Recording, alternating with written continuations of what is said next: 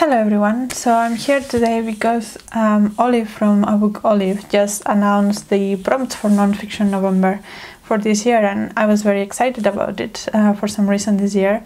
So I thought I will make a little video about this, and my idea is that I will make some recommendations of books that I have read and loved for the prompts, and I also have made my own TBR, so I will go through those as well.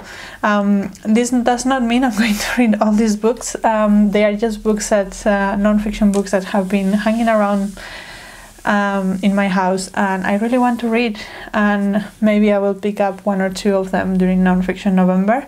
That's the general idea of this, so don't take it as my all TBR for next month. So with that said, the first prompt is fraud, and of course you can interpret that many ways, but I have chosen three books that I think, three books that I think represent fraud. The first one that I will recommend, if you're looking for a prompt for that, is Empire of Pain by Patrick Redden-Keefe. The reason I put it in fraud is because this book is about the oxycodone crisis and how we have been manipulated into thinking that it was an accident, and it was not. There were a lot of studies that show how bad the addiction could get with this drug, and they kind of just ignored it for the sake of money. So I think that fits on the fraud category. The second book I recommend for this prompt is My Fourth Time with Drown by Sally Hayden, I think. This was one of my favorite books of last year, and it's basically going through the migrant crisis in Europe mostly, how many, mostly Africans, but also some Asian countries, Middle Eastern countries, they are in a bad situation right now. Like Syrian refugees are trying to come to Europe, Eritrean refugees, a lot of different people are trying to come to Europe for a better life. And this book goes into what it takes to try to come to Europe. There are smugglers and the refugee camps in Libya that the EU funds and all of that. And I put it under fraud because I think it's a very fraudulent system, and we don't get to hear a lot about it in Europe, even though we are mostly the initiators of those kind of situations. So I think it fits the prompt, and I think everyone should read it because it's very important and it's very good.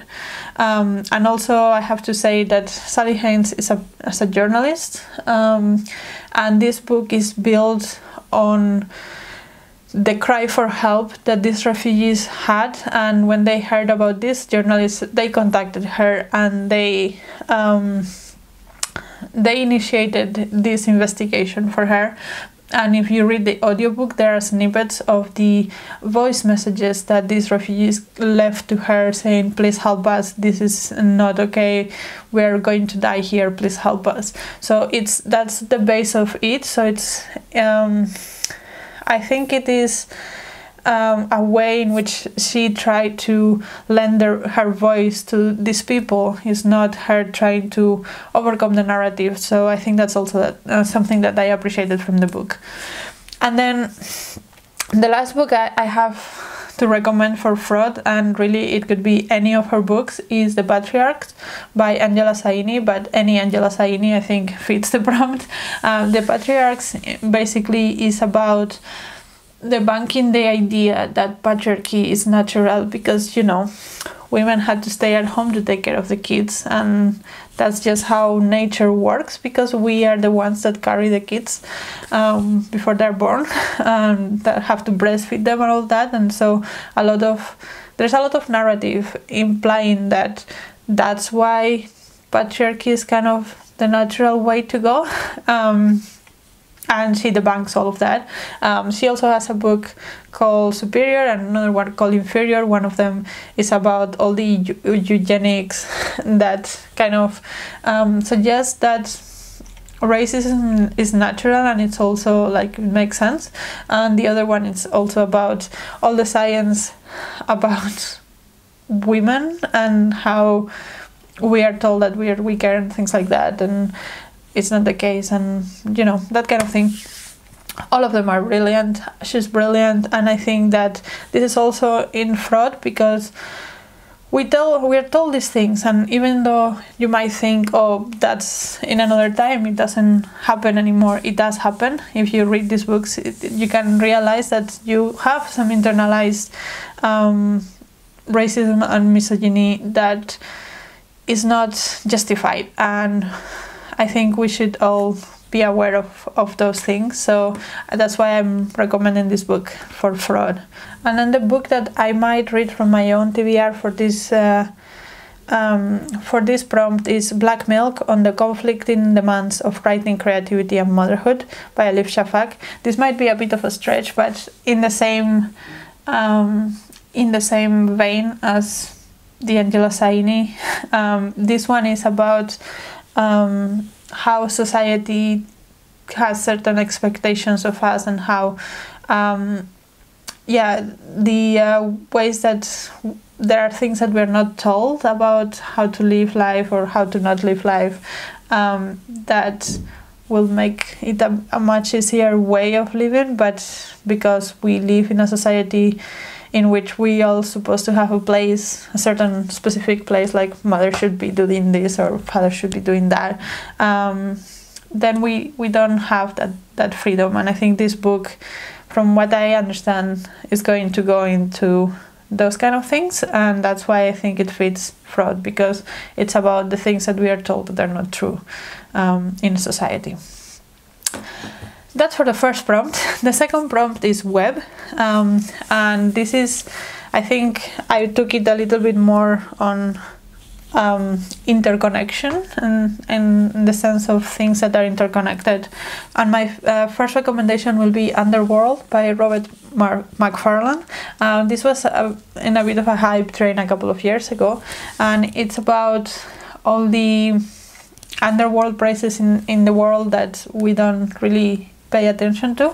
There were a lot of interesting details on it. Maybe it wouldn't be my favorite book, I would say, but it's the first that came to mind, because it felt like, and this is all thing, they are interconnected, all these underworld places with the upper world places, and I think that, I don't know, it just made me think about it.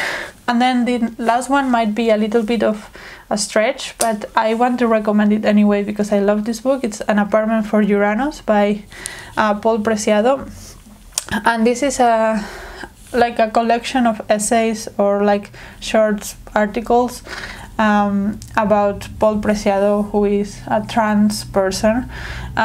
He kind of says that he leans on the masculine side of things, but he's not like set into that 100%, and he lives in 3 cities in Europe. I think he mentions Barcelona, Paris and Athens as his main docking pods, and he also talks a lot about the sense of home and what is home to him and what makes home home. And I thought it was very interesting, and I'm putting it in web because he has this life in 3 different places, so it feels kind of like a web of places that he can call home rather than one specific spot. And I really enjoyed it. I think it was brilliant. It also made it into my favorite books of last year, so I will 100% recommend. And then the book I chose to put in my TBR for web is An Immense World by Ed Yong. This has been praised so much this year, and as far as I understand, it's about different animals and like their sensory aspects and how the smallest things within the world kind of affect animals. And that's like, I guess that's one of the most straightforward ways to interpret this prompt, something that is interconnected to something else. And I think this kind of goes into how the environment affects animals and stuff like that. So I think this fits decently. Then the next prompt is capital, and for capital I think I took it more as an like something valuable, and this one I'm going to just recommend an author, Naomi Klein.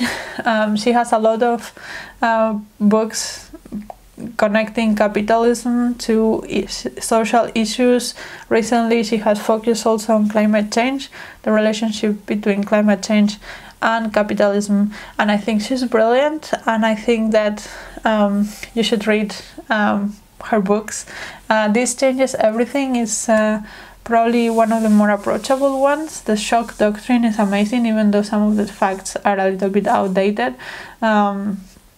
And On Fire was also really good. So those are my recommendations for her, but in general, Naomi Klein, I think, fits this prompt in general, because she always talks about capitalism.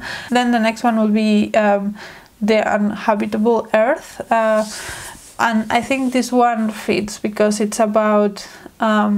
so it goes through different aspects of life and how they will be affected after 1 degree of warming, 2 degrees of warming, 3 degrees of warming, based on climate change science. And I think that fits into capital because the earth is the most important capital we have. And I think treating it with pride and with care, it's very, very important. And so, yeah, I think that fits.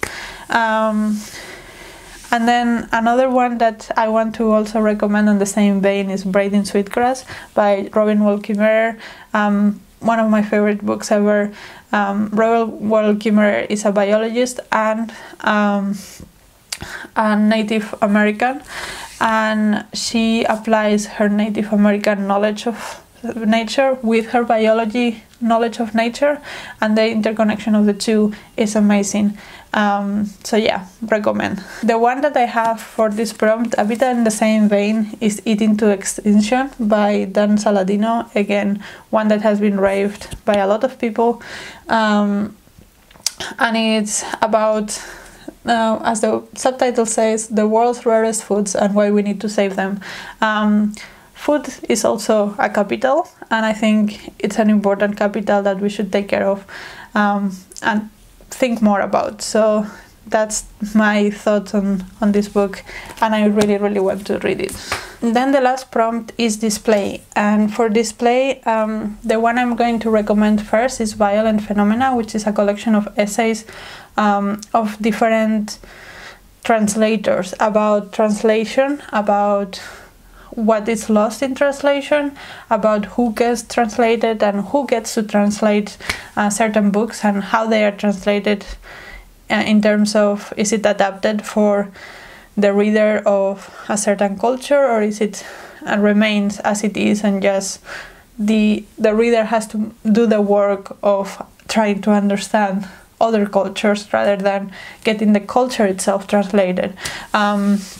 And I thought it fitted for display because it's about the way we display other cultures, basically. That's what translation is in some ways. So I thought it fits, and it's a brilliant book, so I will 100% recommend. And then the other one that I have to recommend for display is Their Senthuran by Akweke and Emery. And this is their memoir.